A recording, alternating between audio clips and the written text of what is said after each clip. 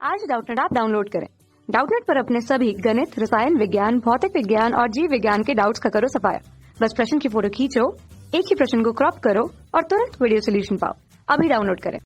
प्राकथन young के द्विस्लिट प्रयोग में किसी एक झीरों को सेलोफेन कागज से ढक लेने पर फ्रिंजों को विभेदित नहीं किया जा सकता।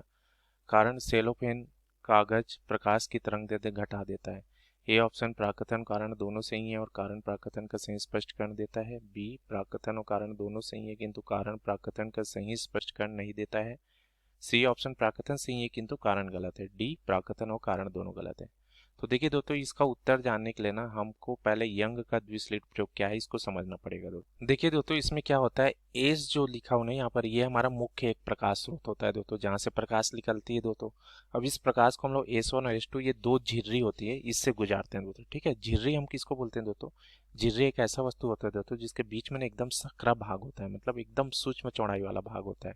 तो वहां से जब प्रकाश गुजरता है दोस्तों, तो ये जो दो प्रकाश तरंग निकलेगी, दोनों का तरंगदैर्ध्य यहाँ पर बराबर हो जाता है दोस्तों। ठीक है, और इनके बीच जो कलांतर है वो शून्य या नियत मिलता है। ठीक है, तो S1 और S2 हमारे दो कला संबंध प्रकाश स्रोत बनते हैं। तो इस तरह से कोई भी दो स्रोत कला संबंध प्रकाश स्रोत तभी होगा दोस्तों जब पहला शर्त ये है कि दोनों का जो प्रकाश तरंग निकलेगा दोनों का तरंगदैर्ध्य बराबर होना चाहिए, और दूसरा दोनों तरंग के बीच जो कलांतर है जिसको मैं यहाँ फाई से दर्शाएं वो शून्य या नियत मिलना चाहिए दोस्तों। तो ये दो कंडीशन अगर सेटिस्फाई होता है दोस्तों तो हमारा ये दोनों स्रोत कला संबंध स्रोत कहलाते हैं।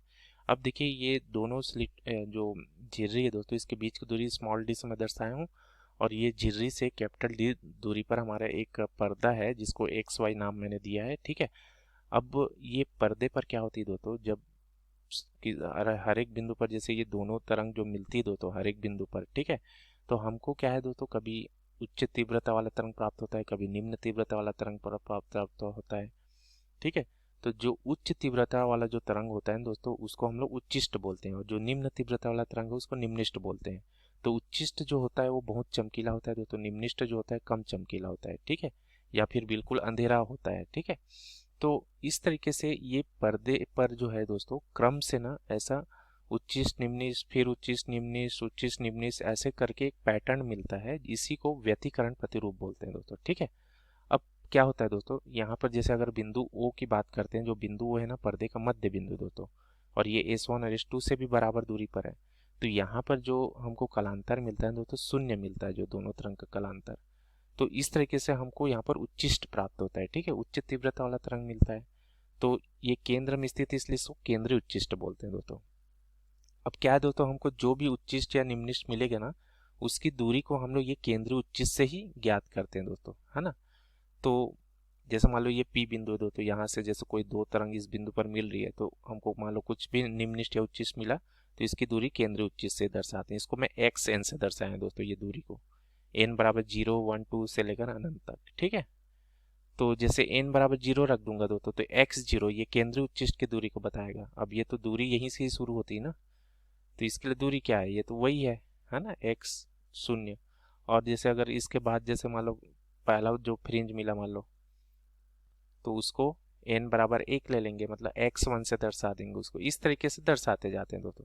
तो ये होता है यंग का द्विस्लिट। अब यहाँ पर देखिए दोस्तों, कथन जो है ना इसमें बोला क्या जा रहा है कि यंग के द्विस्लिट प्रयोग में एक झिर्री को यहाँ बोला है दोस्तों। ठीक है, एक झिर्री जो है, ठीक है, उसको सेलोफेन कागज होता है, एक सेलोफेन कागज होता है दोस्तों। ठीक है, उससे ढक देते हैं तो फ्रिंजों को विभेदित नहीं किया जा सकता।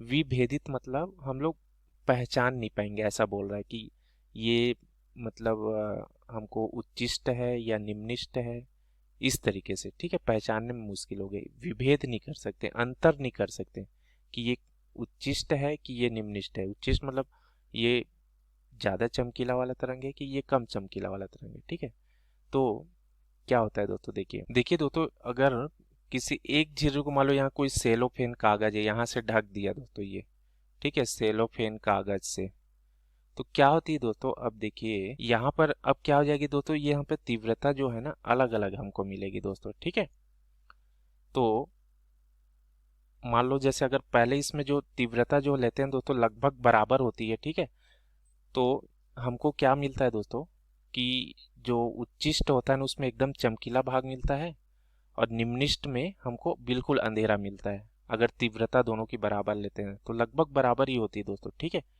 तो इससे क्या होता है दोस्तों, जो फ्रिंज हमको मिला है ना, एक चमकीला वाला फ्रिंज मिला और एक बिल्कुल अंधेरा वाला फ्रिंज मिला दोस्तों। तो इसको हम आसानी से क्या कर सकते हैं दोस्तों, विभेदित कर सकते हैं, क्योंकि एक चमकीला एक बिल्कुल अंधेरा है, तो उसको हम आसानी से दोनों में अंतर कर सकते हैं, है ना, पहचान सकते हैं कि ये दो अलग अलग फ्रिंज है।